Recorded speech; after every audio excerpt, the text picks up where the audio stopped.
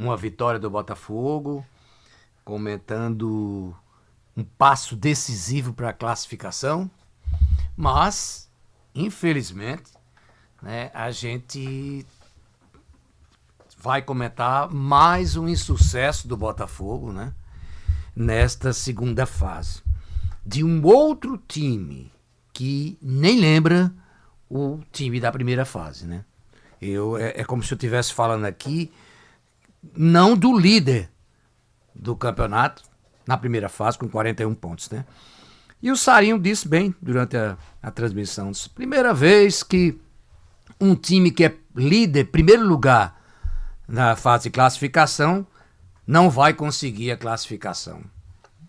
E eu vou mais além. É a primeira vez que um time, exatamente, que aconteceu isso que o Sarinho falou, mas também é a primeira vez que um time que é líder da primeira fase consegue ser lanterna na segunda, que é a situação atual. A gente tem que comentar, gente, a situação atual. O comentário tem que ser feito em cima de fatos, né? Em cima de números, né? Em cima do que foi visto. Porque se a gente for comentar sobre o que vai acontecer, e aí fica difícil porque ninguém tem bola de cristal, né? E tem que ser muito sincero. Se hoje perguntassem a mim, Ivo, você acredita na classificação do Botafogo? Eu diria que não. Aí o torcedor do Botafogo vai ficar um arara. Aquele narrador tá torcendo contra, aquele narrador quer realmente o pior do Botafogo. Não. Mas por que eu não acredito? Eu disse durante toda a semana, se perder esse jogo é um jogo chave. Se perder... Ah, não, porque tal... Olha, quando eu comecei a gostar do futebol, eu ouvia já, dos mais idosos na época, a seguinte frase, de treinadores experientes. Quando um time começa a apelar muito para a calculadora, fazer muita conta, alguma coisa está errada. Certo? Então, acontece. Porque o futebol tem essa diferença dos outros esportes, né? Acontece o imprevisível, né? O futebol tem disso.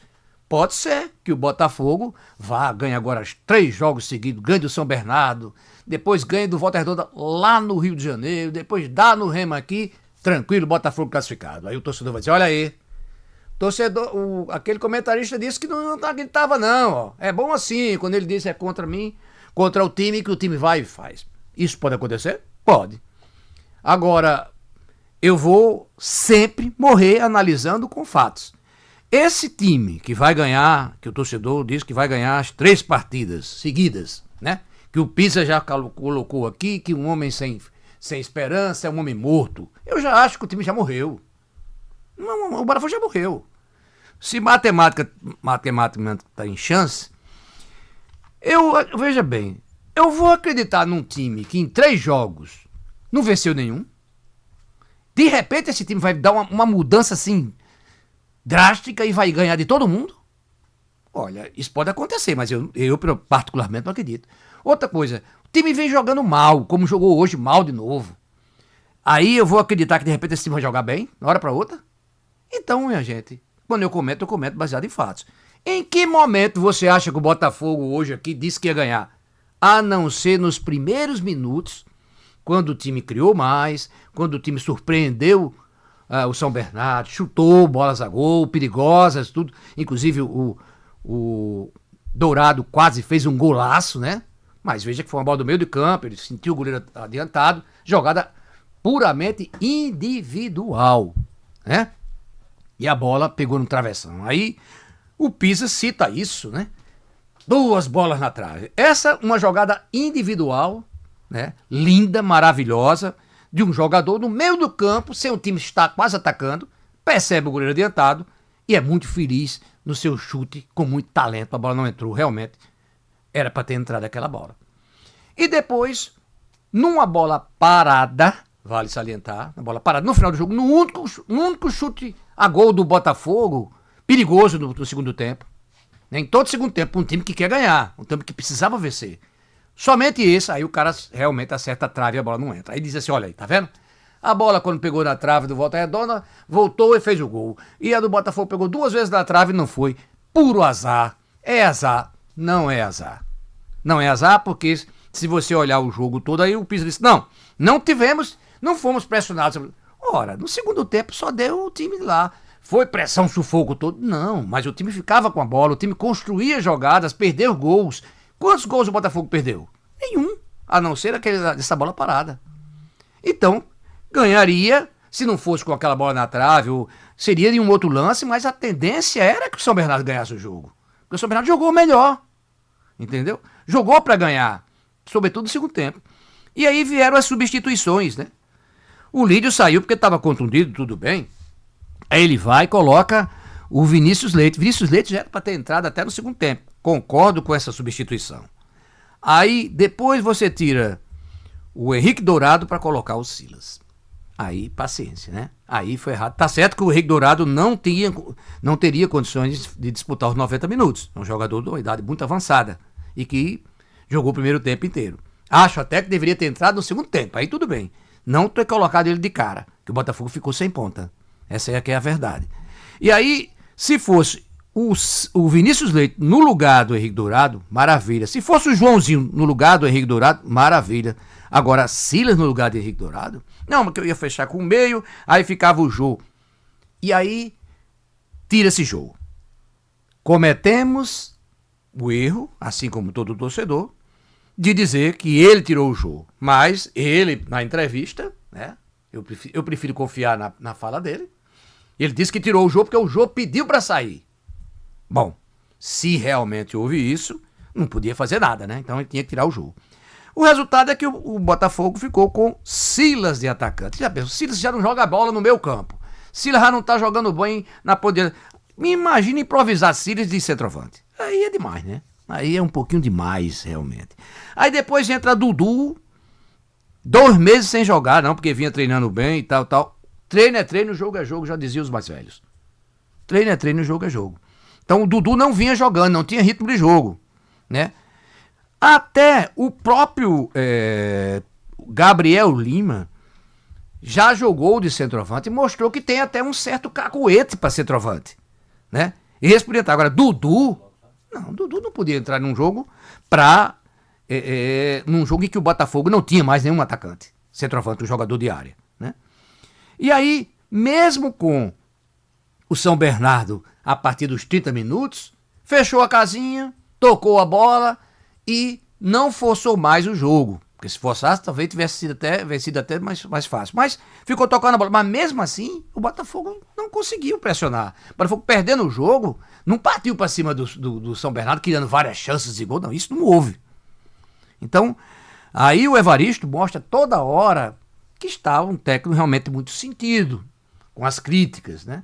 Um técnico que absorveu muito bem os elogios durante toda a competição, mas agora não absorve mais as críticas, né? E diz que só errou no jogo do Náutico.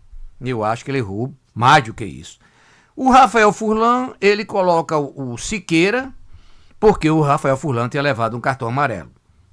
Até certo ponto, isso pesa a favor dele, porque de qualquer forma o jogador podia ser expulso, mas eu esperava mais um pouquinho, né?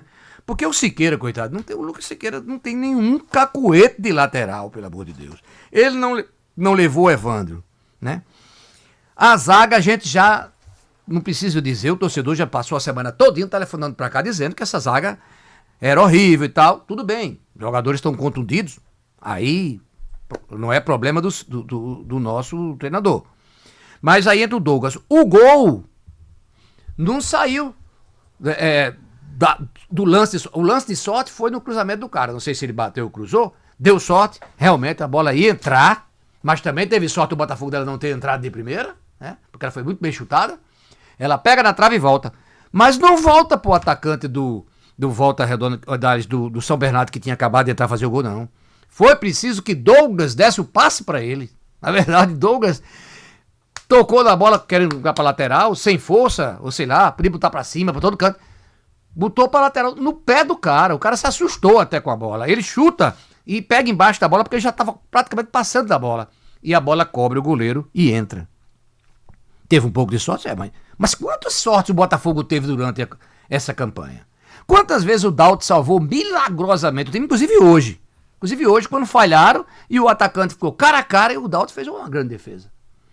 Então, futebol é um jogo e como todo jogo tem que contar também com a sorte, né? Agora, quem conta sempre com a sorte o tempo todo, aí e não tá jogando bem, não tá fazendo por onde merecer, claro que com a continuação essa sorte não vai ficar do lado do cara o tempo todo, né? Isso não existe, né? Então, longe de dizer que o Botafogo está nessa situação por falta de sorte. Não é por falta de sorte. O Botafogo não está jogando o mesmo futebol que jogou na primeira fase, certo? Talvez as equipes tenham aprendido a forma de jogar do Botafogo. O Botafogo chamou a atenção de todos os times, era o líder, era o time a ser batido. Então, ninguém é burro. O futebol hoje está cheio de estudiosos, está cheio de pessoas que levantam dados. Então, os times sabiam como o Botafogo jogava já, né? Da mesma forma que o Botafogo também já sabia como os adversários jogavam. Só que talvez os adversários mudaram taticamente, mudaram alguma coisa e tal. E o Botafogo talvez tentou repetir. E pior, depois começou a inventar, né? Que foi uma escalação diferente a cada jogo. E no próximo domingo, não tenho nenhuma dúvida, outra escalação, né? E aí, eu sinto no momento o Evaristo Pisa perdido. Completamente perdido, né? É um mau técnico? Não. E como ele diz, o Evaristo Pisa de hoje, ele quer dizer que é o mesmo do primeiro turno, que é o mesmo cara, é o mesmo técnico. Que eu continuo dizendo que é uma pessoa competente. Só que no futebol, o futebol é feito de momentos. E neste momento, o Pisa não está acertando. Está tentando. Ele disse, olha, eu não jogo, né? Ele até chegou a mais ou menos que transferir um pouquinho a responsabilidade, porque ele disse assim, olha, eu não estou lá dentro, né? Eu penso alguma coisa, às vezes não é bem executada e tal. Tem isso também.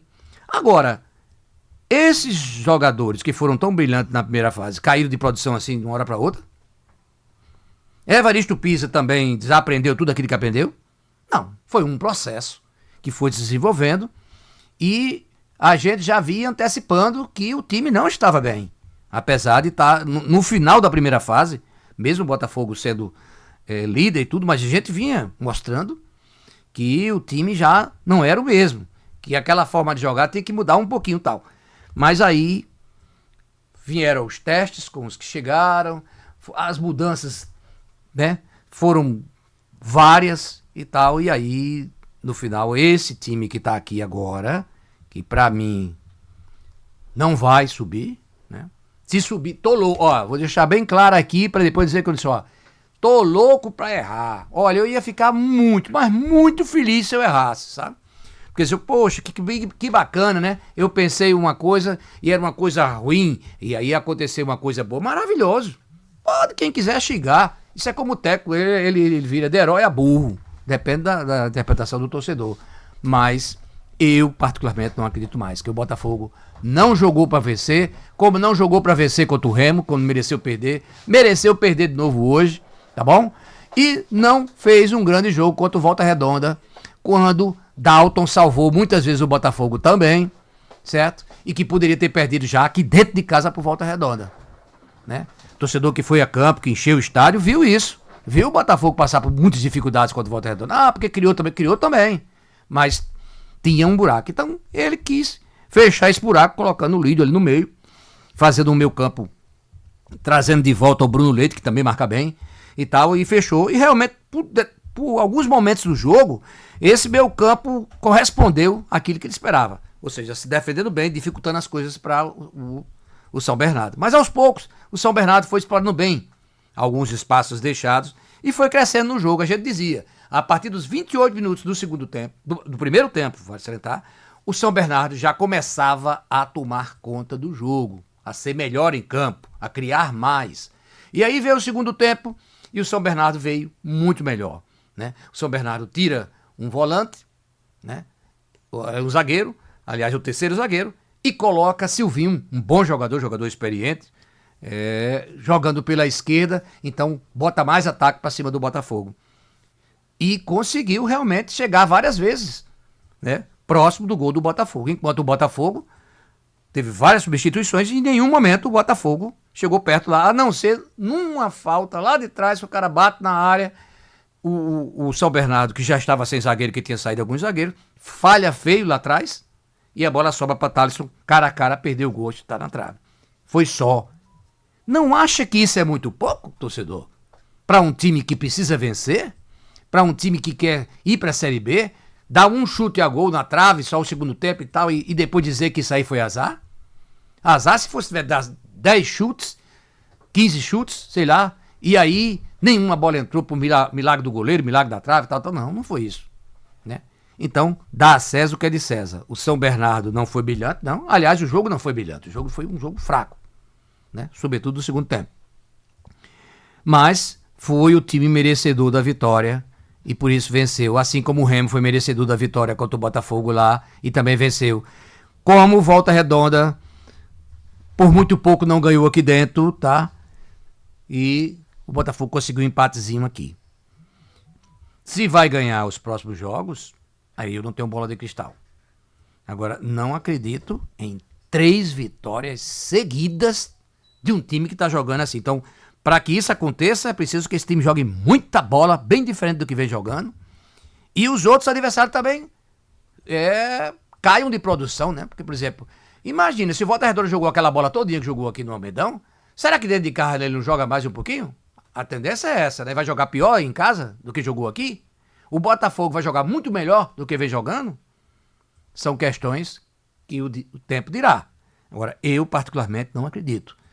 E, mais uma vez, vou para casa, assim como a maioria do torcedor. Daqui a pouquinho o nosso Vieira vem aí com os comentários do Botafogo. Alguns são muito apaixonados, às vezes não se baseiam bem em fatos, na realidade, é só com coração e jogam pedras e atiram em todo mundo. Mas uma coisa a gente pode e deve aceitar do torcedor: a indignação, a frustração, certo? A revolta, né? Porque o time não correspondeu, não vem correspondendo e com certeza a noite será muito mais de crítica dos torcedores, eu vou depois ouvir os comentários dos torcedores, do que de elogios. E não é só pelo resultado não, gente.